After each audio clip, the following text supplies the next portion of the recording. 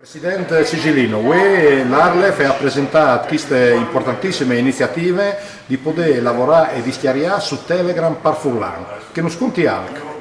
Sì, è un lavoro importante e ringrazio anche i lettori del Messaggero Veneto proprio per la sensibilità di avvicinarsi a quell'argomento qui, importante proprio perché è il primo social network interamente per Furlan. E si dà un lavoro di fa proprio per tradurre 15.000 stringhi, che vuol dire 15.000 frasi, che commenting ai algoritmi di Telegram per poter funzionare correttamente, quindi si vede la possibilità di scrivere per Furlan. Telegram e lo conosci, poi di qualche dun, comunque è dovrà di 400 milioni di utenti in tutto il mondo, 10 milioni in Italia, in Friuli non viene chiamato il dato qui purtroppo per caratteristiche di Telegram, però si sta diffondendo una lavoro e appunto ha la possibilità, differentemente di altri tipi di messaggistica, di trasferire non nome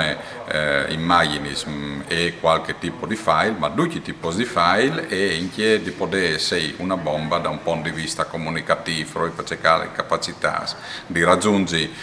un numero altissimo di utenti. Ecco. Per cui avete la possibilità di doprare il Furlan, la vostra lingua mari proprio su Telegram, dischiariando un piccolo link che si chiama tranquillamente in rete, ma tra poco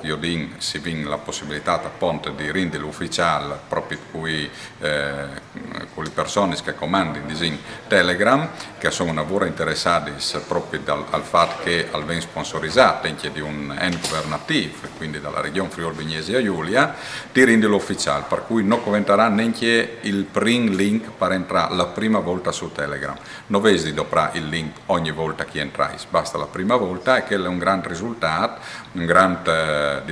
merito che hanno avuto non solo che sono partiti su questa iniziativa, quindi 3 giovani furlans, ma anche tutti che si sono messi ad con entusiasmo al di là dall'Arlef, al di là dalla regione che comunque nos ha garantito un gran supporto.